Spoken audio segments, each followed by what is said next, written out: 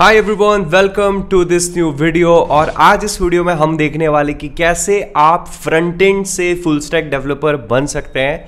और गाइस मैं आपको बताना चाहूँगा कि मैंने जब मेरे करियर की स्टार्टिंग की थी तो मैंने बैक एंड डेवलपमेंट से की थी। जो इवन मैंने सबसे पहले HTML CSS की भी पहले जो मैंने चीज़ सीखी थी that was PHP। So I have love towards back and और आई लव बैक एंड, ठीक है। तो दैट्स हाउ आई स्टार्टेड। फिर मैंने जब फ्रंट एंड सीखा तो मैं फ्रंट एंड में बहुत ज़्यादा डीप चला गया और मुझे फ्रंट एंड में और ज़्यादा मजा आने लगा, तो मैं फिर सब कुछ फ्रंट एंड में कर लिया और ज़्यादा चीज़ें फ्रंट एंड में करने लगा। But I have a deep connection from back and, बहुत ही बैक ऑफ द टाइम से। और आज इस वीडियो में मैं आपको वही बताऊंगा कि कैसे आप फ्रंट एंड से फुल स्टैक डेवलपमेंट में ट्रांजिशन कर सकते हैं, क्या चीज़ें आपको पता होना चाहिए, क्या माइंडसेट आपको चाहिए वो करने के लिए। सो make sure you watch this video till the end and let's continue. सबसे पहली चीज़ आती है अंडरस्टैंडिंग द रोल। तो आपको ये समझना होगा कि जो फ्रंट एंड डेवलपर्स हैं वो किस चीज में डील करते हैं। वो बेसिकली काम करते हैं HTML, CSS और जावास्क्रिप्ट में, और इसके बाद इन सब चीजों के डिफरेंट डिफरेंट फ्रेमवर्क्स होते हैं। एक फ्रंट एंड डेवलपर जो होता है वो यूजर एक्सपीरियंसेस को क्रिएट करता है और वो ये इंश्योर करता हो कि जो यूजर एक्सपीरियंस है वो सीमलेस हो। और जो फ्रंट एंड डेवलपर है वो फ्रेमवर्क्स को यूज करता है, जैसे रिएक्ट, एंगुलर और Vue.js। इस टाइप के बहुत सारे फ्रेमवर्क्स होते हैं जिसमें फ्रंट एंड डेवलपर्स इनको यूज करते हैं। अब अगर फुल स्टैक डेवलपर की बात करें तो फुल स्टैक डेवलपर पूरा फ्रंट एंड पर भी और बैक एंड पर भी दोनों चीजों पर काम करता है। उनके पास एक ब्रॉडर स्किल सेट होता है और उनके पास पूरी अंडरस्टैंडिंग होती है एंटायर डेवलपमेंट शुरू से लेके एंड तक की। एक जो फुल स्टैक डेवलपर होता है वो फ्रंट एंड और बैक एंड के दोनों के कंपोनेंट्स को मर्ज करता है और उन दोनों को कनेक्ट करता है। अब आपको रोल क्लियर हो गया। अब हम बात करेंगे सेकंड पॉइंट की, जो कि है बैक एंड टेक्नोलॉजीज। अब इस आगे बढ़ने से पहले मैं आपको ये बोलना चाहूंगा कि if you are looking to start your career in development, make sure you check out the free training. Link आपको डिस्क्रिप्शन में मिल जाएगा, जब मैं आपको ये बताऊंगा कि आप 90 डेज में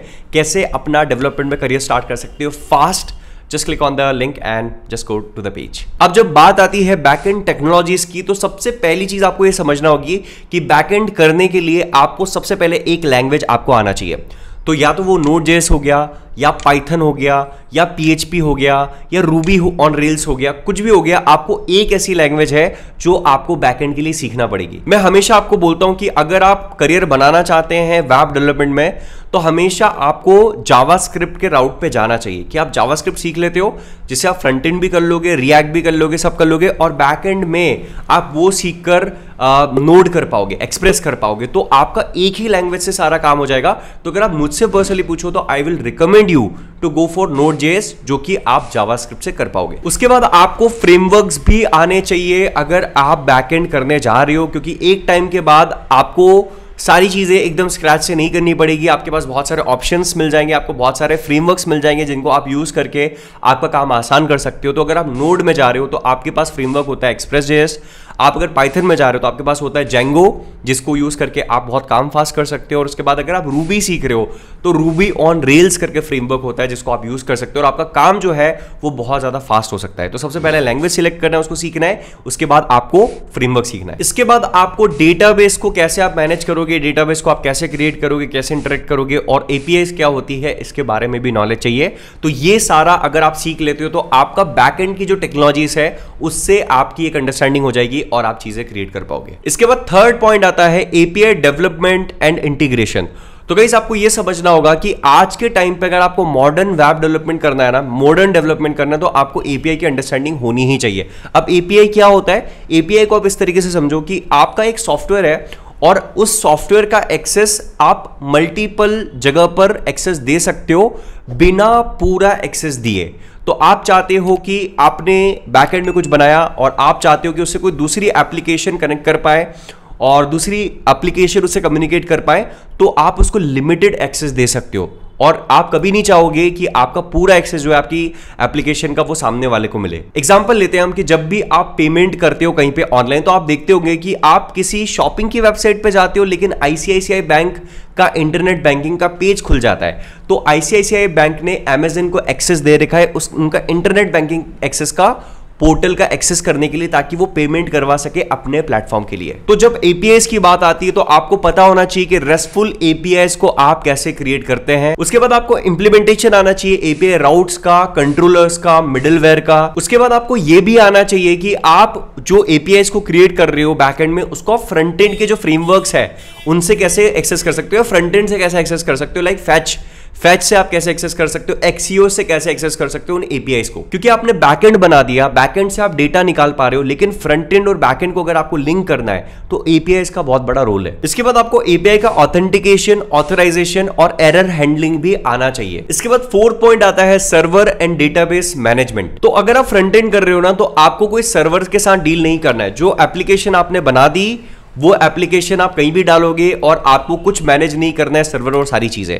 होस्टिंग अगर आप करते हो, होस्टिंग पे अपनी वेबसाइट, अपनी फ्रंट एंड वाले काम को आप डिप्लॉय करते हो, तो उसको हम सर्वर आपको वहां पे मैनेज नहीं करना पड़ता। But on the other hand जब आप बैकएंड की बात कर रहे हो तो आप सर्वर के साथ डील कर रहे होते हो। आपका जो बैकएंड वाला पार्ट है वो एक कंप्यूटर पे रन होता है, एक सॉफ्टवेयर और हार्डवेयर पे रन होता है, जिसको हम सर्वर बोलते हैं, और उसका मैनेजमेंट आपको आना चाहिए। तो एक वेब सर्वर को आप कैसे कॉन्फ़िगर करोगे और उसको कैसे सेटअप करोगे, जैसे कि अपाचे हो गया, इंजनएक्स हो गया, ये 2 सर्वर्स है, इनको आप कैसे सेटअप करोगे, कैसे कॉन्फ़िगर करोगे, ये आपको आना चाहिए। और उसके बाद सर्वर डिप्लॉयमेंट की स्ट्रेटेजीज और टूल्स के बारे में आपको पता होना चाहिए। इसके बाद आपको सर्वर का स्केलिंग का भी नॉलेज होना चाहिए। एग्जांपल के लिए आपने एक सर्वर सेटअप किया जिसकी कैपेसिटी जो है वो 10,000 यूजर की है, तो अभी आपकी वेबसाइट पे 5,000 लोग ही आते हैं, तो 10,000 लोग जब तक आएंगे जब तक वो ठीक चलेगा। लेकिन किस एग्जांपल के लिए किसी दिन आपकी वेबसाइट पे ट्रैफिक बहुत ज्यादा बढ़ता है, मान लो आप कोई ऑफर दे रहे हो, आपकी ई कॉमर्स की वेबसाइट है और 1 लाख लोग एक दिन में आ जाते हैं, तो आपका सर्वर डाउन चले जाएगा। तो उसको स्केल कैसे करना है वो आपको आना चाहिए। स्केलिंग के लिए जनरली वर्टिकल स्केलिंग और हॉरिजॉन्टल स्केलिंग करके 2 कॉन्सेप्ट्स होते हैं जिसको यूज किया जाता है। तो वो क्या होते हैं इसके बारे में आपको पता होना चाहिए। अगर आप इंटरेस्टेड हो कि ये कॉन्सेप्ट्स क्या होते हैं, make sure you comment that down in the comment section और मैं इस पे भी वीडियो बना दूंगा। इसके बाद गाइज आजकल क्लाउड प्लेटफॉर्म्स बहुत पॉपुलर है, तो क्लाउड प्लेटफॉर्म्स पे आप चीजें कैसे डिप्लॉय करके जल्दी से स्केल कर सकते हो, इसके बारे में भी आपको नॉलेज होना चाहिए। इसके बाद आती है बात डेटाबेस मैनेजमेंट की। तो डेटाबेस एक बहुत बड़ा पार्ट है और आपको डेडिकेटेडली डेटाबेस सीखना पड़ेगा। तो एग्जांपल के लिए अगर आप बैकएंड सीख रहे हो तो डेटाबेस के लिए आपको कोई ना कोई एक टेक्नोलॉजी सीखनी पड़ेगी। एग्जांपल हो गया या तो एसक्यूएल हो गया या नो एसक्यूएल हो गया। अब एसक्यूएल नो एसक्यूएल कोई लैंग्वेज नहीं है, ये 2 तरह के डिफरेंट आर्किटेक्चर्स है। तो एसक्यूएल के अंदर आपको स्ट्रक्चर्ड क्वेरी लैंग्वेज होता है जिसमें टेबल्स होते हैं और सारी चीजें होती है। नो एसक्यूएल के अंदर वो नहीं होता है। और अगर एसक्यूएल की बात करें तो माई एसक्यूएल हो गया, पोस्टग्रेसक्यूएल हो गया, और भी आपको बहुत सारे ऑप्शंस मिल जाएंगे। और नो एसक्यूएल की बात करो तो आपने सुना होगा मोंगोडीबी। तो इन दोनों में से आपको एक चूज करना होता है कि आपको किसके साथ जाना है और आपको फिर डेटाबेस मैनेज करना आना चाहिए। That brings me to the 5th point, that is full stack projects and practice. अब गाइस अभी तक आपने जो भी सीखा है ना वो आपको इंप्लीमेंट करना है। तो आपको ऐसे प्रोजेक्ट्स बनाने होंगे जहां पे जितने भी एस्पेक्ट मैंने बताए हैं वो सारे जिसमें आप कवर कर रहे हो और आप एक्चुअल इंप्लीमेंटेशन कर रहे हो। और यहां पे आपको ग्रेजुअली प्रोजेक्ट की जो कॉम्प्लेक्सिटीज है उनको इंक्रीज करना चाहिए ताकि आप सारी चीजों को अच्छे से समझ सको। एंड गाइस जब प्रोजेक्ट्स और प्रैक्टिस की बात आती है तो this is the most important thing. अगर आप इसको स्किप करते हो और अगर आप प्रैक्टिस नहीं करते हो और प्रोजेक्ट्स नहीं बनाते हो तो it will be a big problem. So make sure you are creating a lot of projects and you are doing a lot of practice. So guys that brings me to the end of this video. And अगर आपने अभी तक free workshop checkout नहीं की है, make sure you check that out.